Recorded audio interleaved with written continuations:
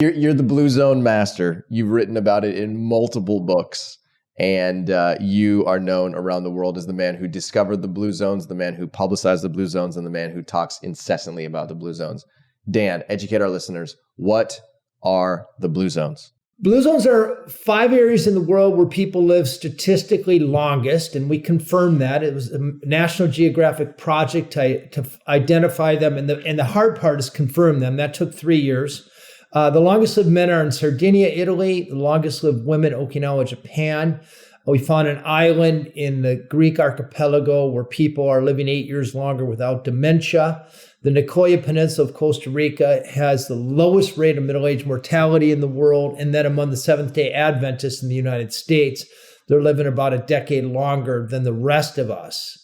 And for this project, instead of looking for longevity in test tubes or petri dishes, we wanted to find real people who've achieved the outcomes we all want, which is to live long without heart disease, without type 2 diabetes, without certain types of cancers, without dementia, stay sharp to the very end, and live to the capacity that this wonderful body of ours offers us. And these people are doing it, and remarkably, there are 5 common denominators. No matter where you go in the world, and you see people making it into healthy age, 90 and sometimes 100 even, they tend to do the same thing, same eating pattern. And I believe we've identified that very clearly.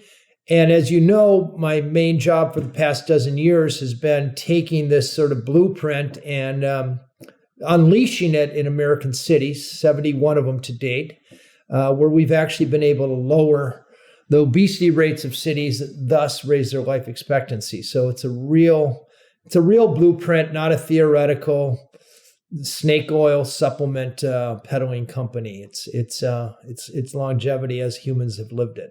Can you give us a little insight here into what does it actually mean when you say you have 71 cities that are now developing blue zones? What does it mean for a city to actually have a blue zone initiative? So the key insight around the world where people are living the longest, they do not have greater discipline than we do. They do not have a keener sense of individual responsibility. They're not on diet programs or CrossFit. Their secret, which is something we completely miss in America, which is they don't pursue health and longevity. It ensues by living in the right environment, an environment where the healthy choice, i.e. whole plant-based foods are the cheapest, most accessible, most delicious food, that they are unconsciously moving every 20 minutes or so, that the option to be lonely doesn't exist, and that purpose comes with mother's milk.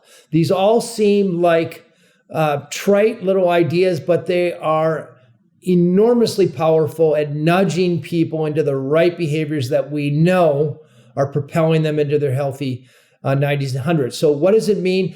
On a city level, we're hired by insurance companies and hospital systems. We have a team of over 100 full-time people who go into these cities and work with city governments to adopt policies that are favor healthy behaviors. We certify restaurants, grocery stores, workplaces, and schools that change their defaults, their food environment and their built environment, so people eat better food, move more. And then 15% of the adult population agree to become Blue Zones ambassadors, which involves them optimizing their environments. Really powerful thing is changing the people they hang out with on a day-to-day basis. And it's 75 or 80, not silver bullets, but we call it silver buckshot, that when unleashed, sustain a sustained way for 5 or 6 years. We have not failed at making the city healthier measurably. We get Gallup to measure the results, and then we get paid based on how healthy we make the city.